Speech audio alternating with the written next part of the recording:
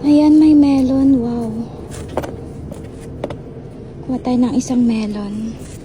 Hi love, day off ko ngayon and sakto nakita ko may post sa Facebook na free pantry.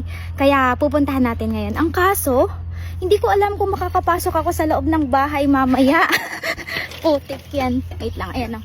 Palis na ako kasi naiwan ko yung susi sa loob. Ako lang yung nasa loob ng bahay.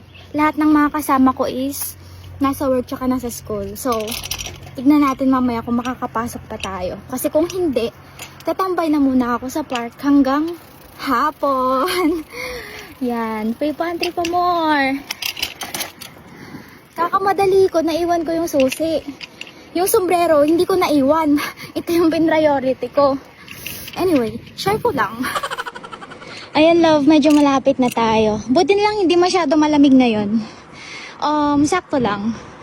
Kaso, tawag dito, medyo windy. Ito love, nandito na tayo sa free pantry. Kaso konti na lang ata. Wait lang, tingnan natin.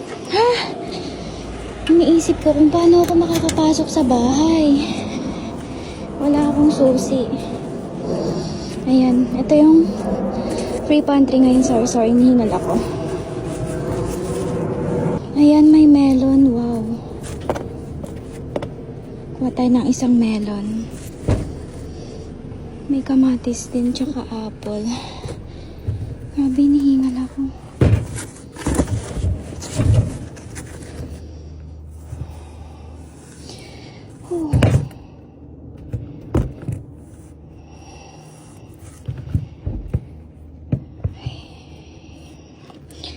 Pagod na siya.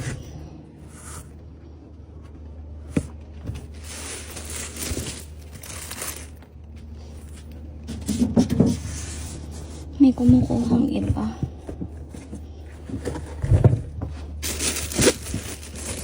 Kuha tayo ng medyo maraming kamatis kasi mahal ito.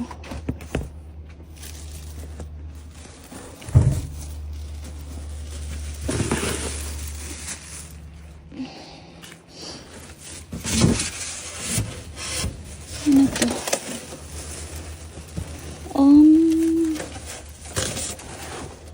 Cheese ba to?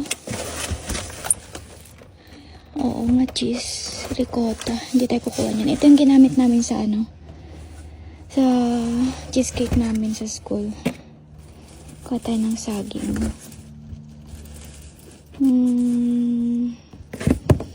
Ano bang mas maayos? Ito na lang, dalawang saging.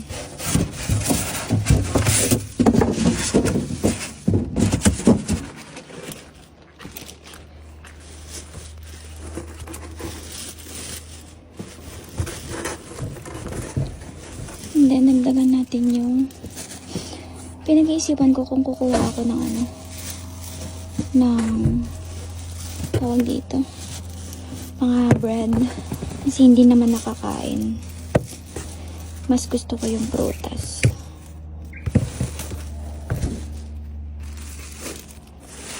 Ang dami, ang kamatis.